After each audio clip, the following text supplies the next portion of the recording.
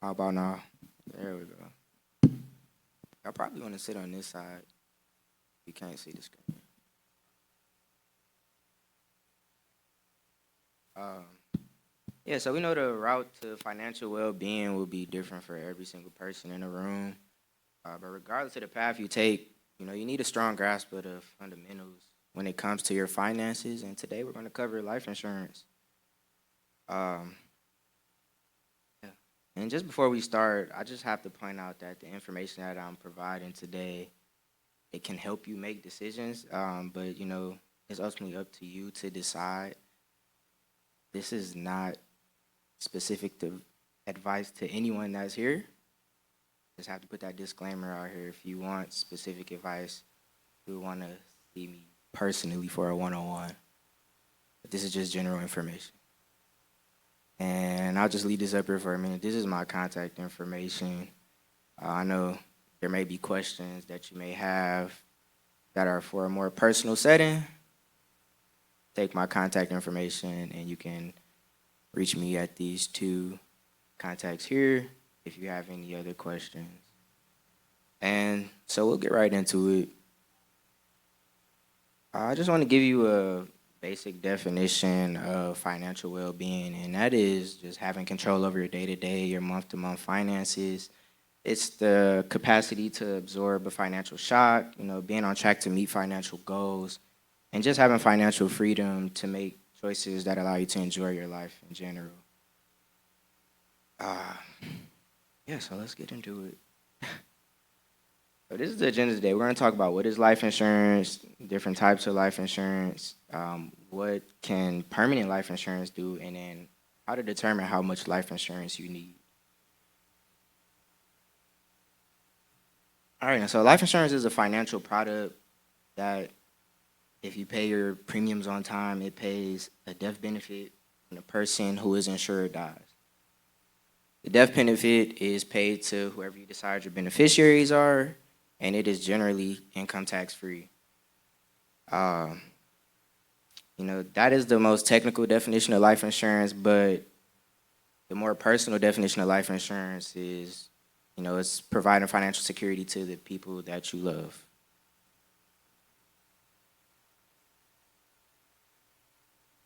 All right, and I just said that life insurance is providing financial security to the people that you love. And so what I mean by that is,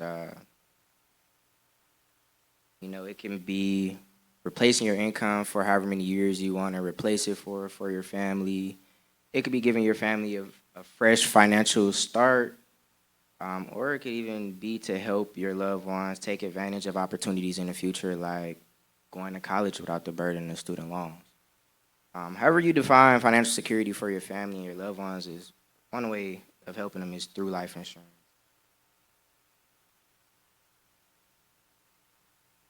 All right, so who should consider life insurance? Everybody should consider life insurance. There is not a person that is exempt from life insurance. Everybody should consider it.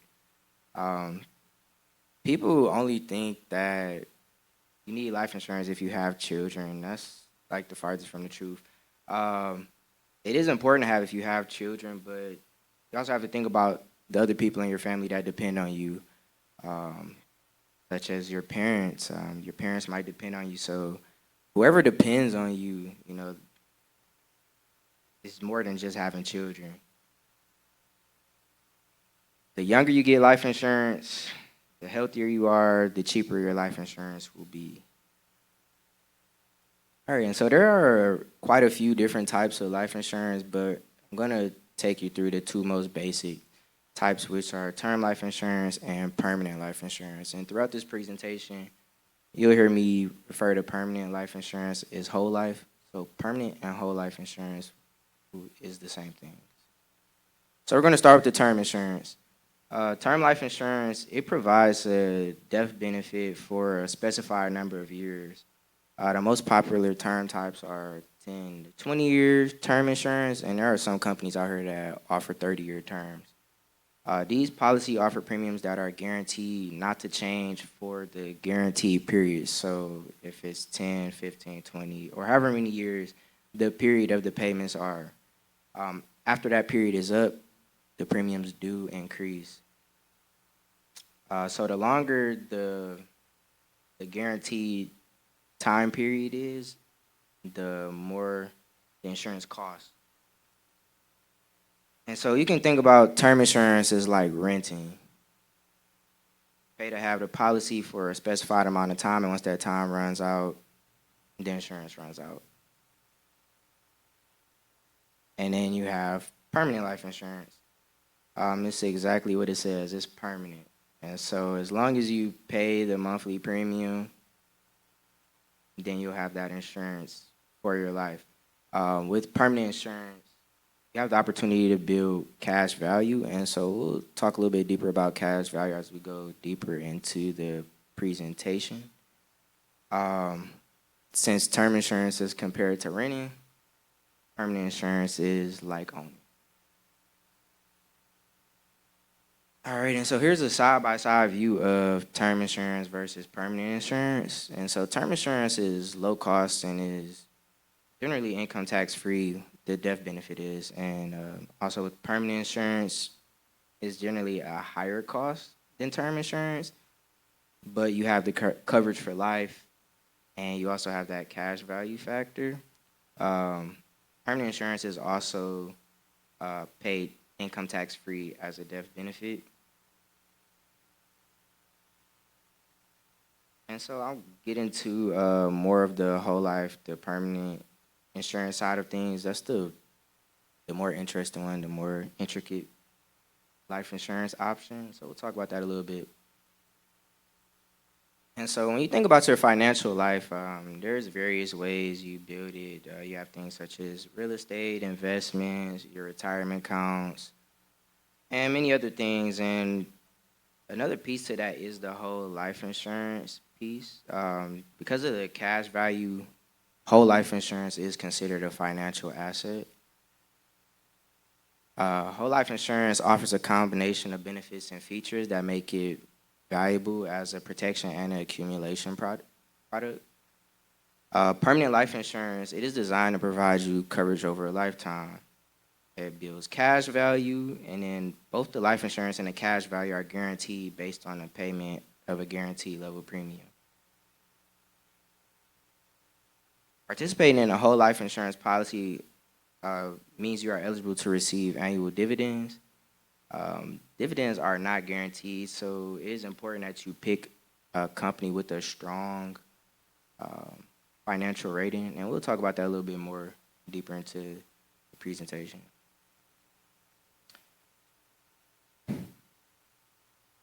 All right, if you own a permanent life insurance policy, like I said, it's designed to accumulate cash value. And a few things that the cash value can be used for is planning for your retirement. It could be used for college funding or just another source of cash or credit. There's really no restrictions on what you can use the policy's cash value for. So it can be used to meet pretty much any of your financial needs that you may have. And so we'll discuss how permanent life insurance can fit into your overall financial plan. People often assume that their need for life insurance ends when they stop working. However, a permanent life insurance policy can provide additional financial security for you during your retirement. So first, the death benefit of your permanent life insurance policy can be used to help fund your surviving family's retirement or their lifestyle. And secondly, the cash value can be used as an alternate source of income that can give you the flexibility to manage your retirement income more effectively at different points in your retirement years. And so with having access to the policy's cash value during your retirement, you can use it as a supplement to your existing retirement income stream periodically to take advantage of opportunities that may arise. And it also will allow you to withdraw less income from your retirement accounts, especially when like the stock markets are down. And there'll be a little bit of an example of that later on in the presentation.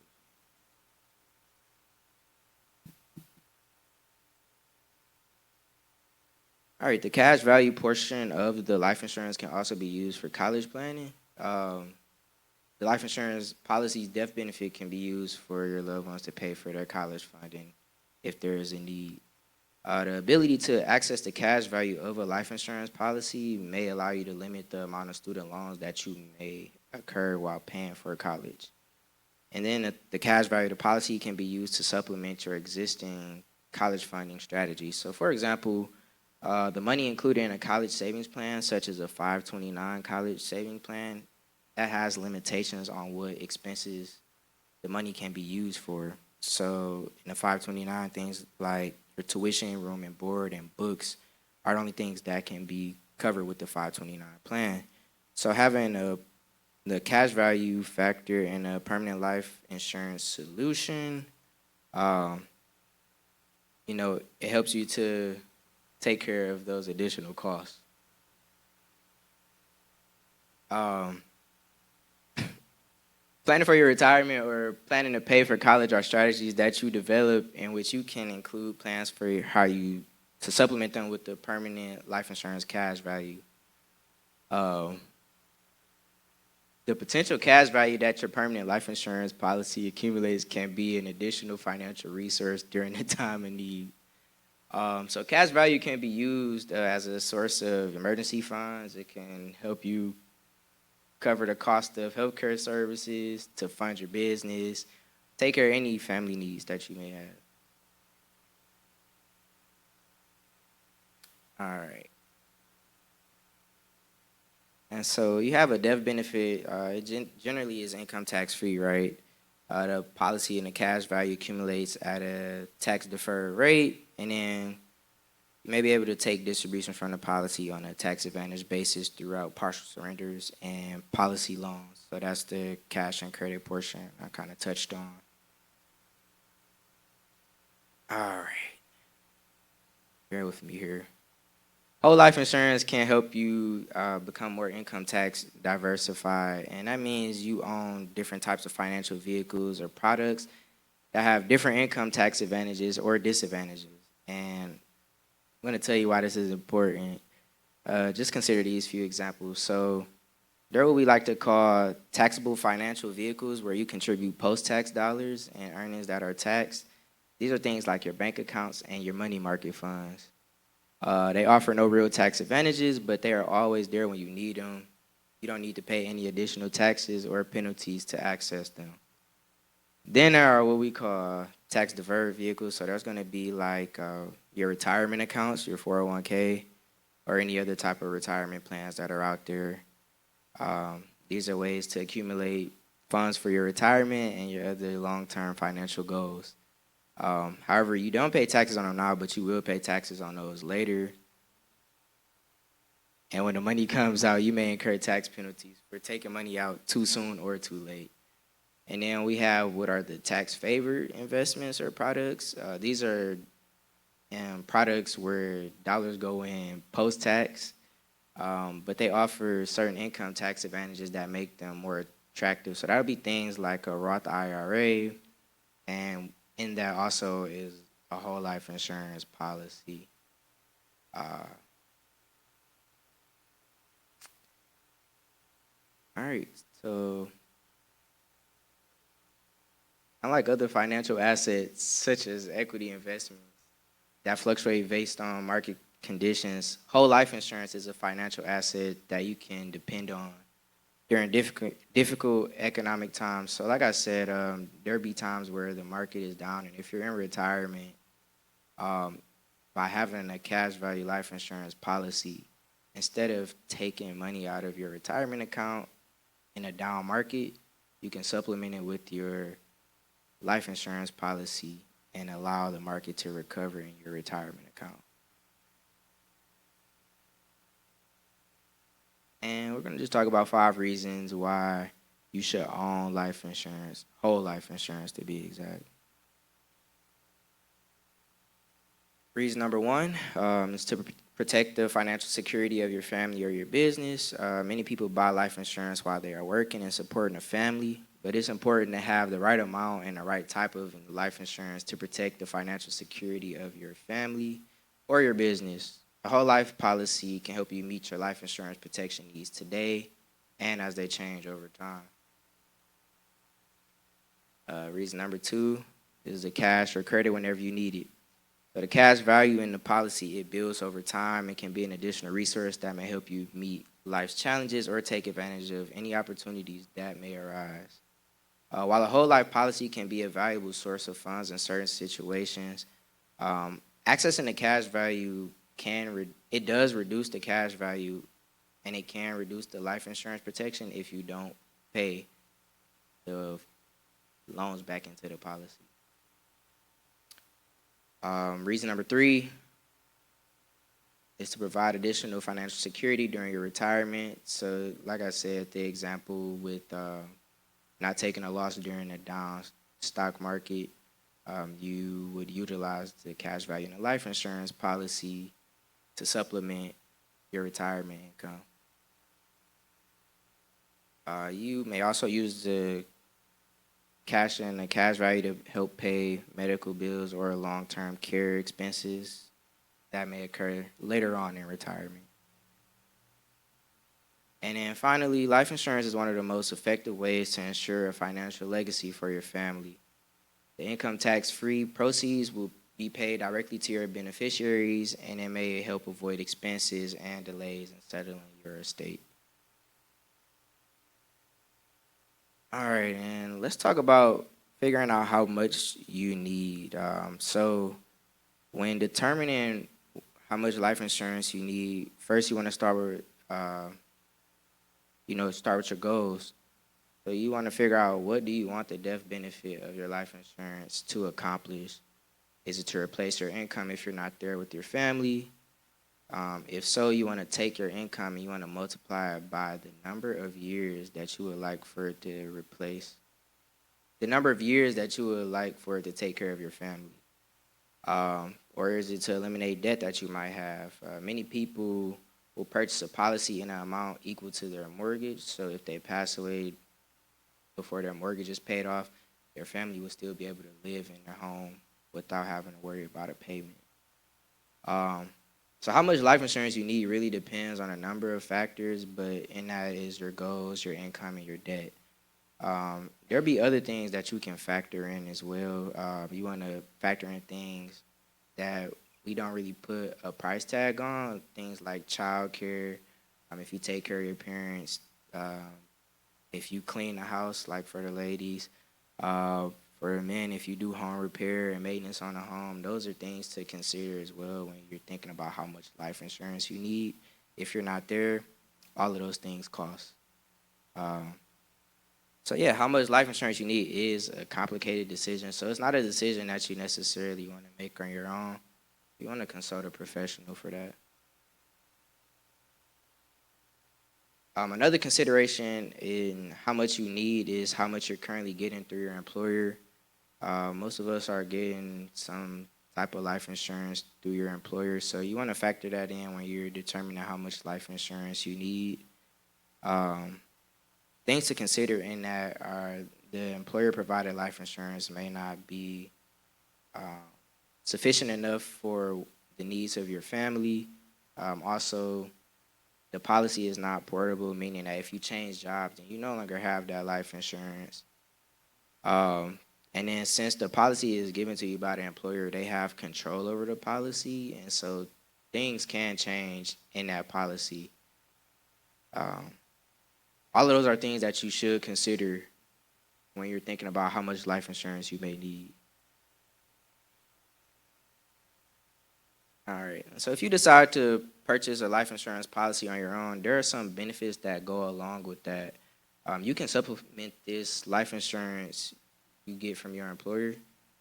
You can own a policy and you can take it with you if you leave your job. And you have more choices on what type of policies and what decisions you make with the life insurance. So if you already have life insurance, give yourself a pat on the back.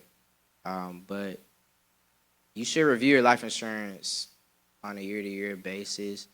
And you want to consider the following things, like have any events occurred in recent times, like if you have new kids, if you have a new house, if you're recently married, if you're recently divorced. Those things matter. You want to think about what future life events are you expecting, or if you're planning for them. You want to think about your health as well. Has your health improved? If your health has improved, you can likely get life insurance at a cheaper cost. You also want to think about things like, are your beneficiaries up to date? Sometimes the beneficiaries that you had last year might not be the same that you would want under this year. um, Other things to think about is if you have your own life insurance policy, are you consulting with a professional? Is there somebody that you can call to talk about that policy with? These are all things you want to think about. And you want to think about, especially if you have whole life insurance, the company that you're with. Like I said, the financial strength really matters when it comes to whole life insurance because you receive a dividend to your cash value. And if you're not with a strong company, could miss out on that dividend. And the dividend is like one of the important factors to your cash value. But these are all things and reasons why you should review your life insurance on a regular basis. And so this is pretty much all of the information that I have today. We covered a lot. Just to review a few things that we covered providing financial protection for the ones you love. We covered thinking about what type of policy best suits your needs, so whether term or a whole life. We also covered talking about the potential to accumulate a cash value that you can use for multitude of reasons, and then we talked about ensuring that your life insurance policy meets your current needs. All right, and here's my information again. I'll take any questions that might be out there on Facebook.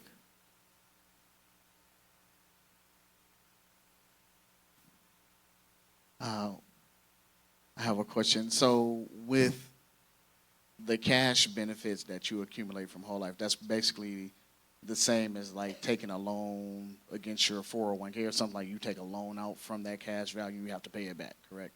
Yeah, that's exactly how it works. Just the difference there, though, is like, if you take a loan from your 401k, you're penalized for it if you are under 59 and a half, and you also have to pay taxes on it. So if you take a loan from your life insurance policy, it's in your best interest to pay it back. But if you don't, it's just subtracted from your death benefit. When someone dies and their family are accessing the funds, is it paid out like monthly, or do they get one big check? How does that work? Because black families, somebody dies and it's like, oh, they had a policy and they think everybody's a millionaire. So how does that actually work with the payout? Yeah, so there's a few different ways, but like the most basic way is like if you're listed as a beneficiary, you'll receive whatever that percentage is. You'll have two options. You can take a straight payout, or you can put it into an annuity. I wouldn't recommend that option. Take the straight payout. You could do other things besides an annuity. But for the people who might not trust their kids and want them to do something specific with the money, you want to put the life insurance into a trust.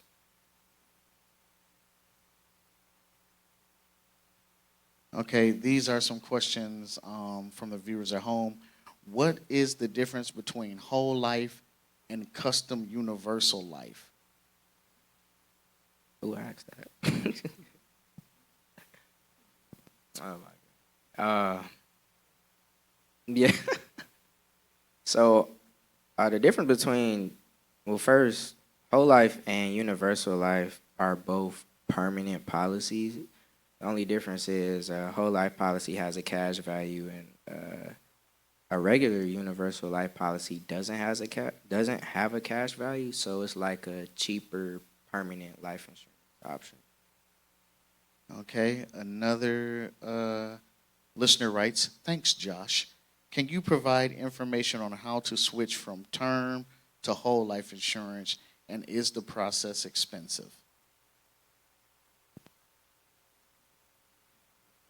Yeah, that is a more personal question because there's other things that determine my answer to that question, like your age, how healthy you are.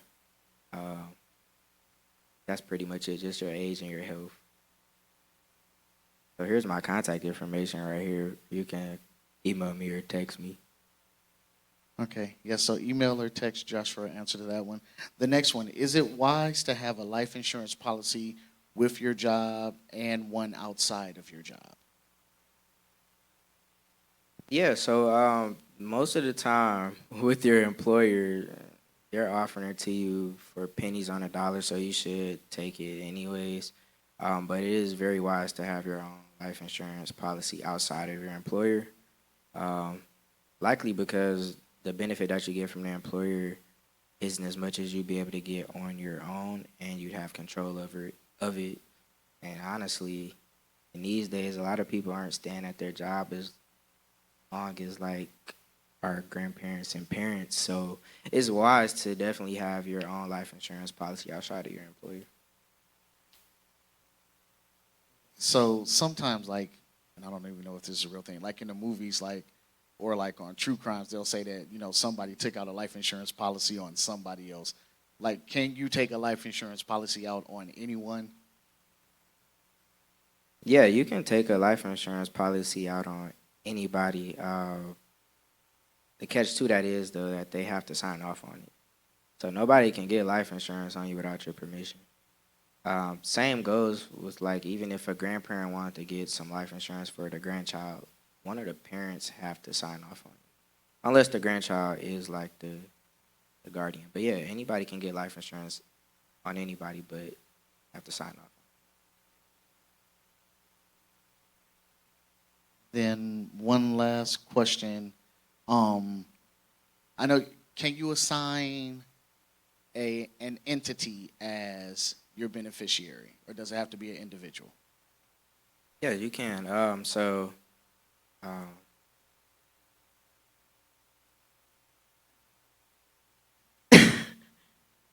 you can assign an entity as your beneficiary. So if you want to have the church as your beneficiary, you can.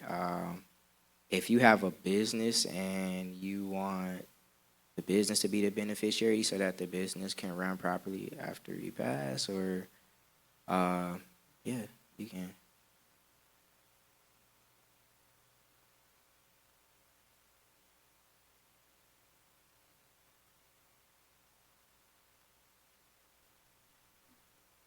Alrighty.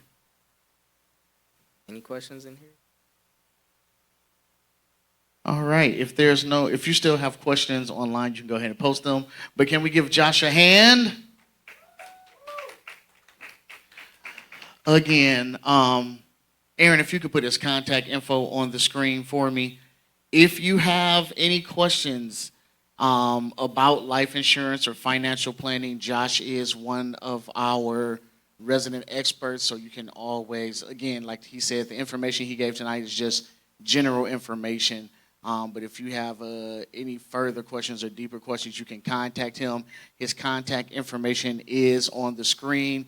Listen, Shiloh, we always want to make sure we take advantage of the experts that we have in the house. So listen, now you know what life insurance is. Now you know how it works, and you know the ins and outs. So I think that's great. And listen, if you want to make Shiloh a beneficiary, feel free, okay? Feel free so that the ministry can still keep moving even when you're gone. I think I'm going to add Shiloh as one of my beneficiaries on the separate policy.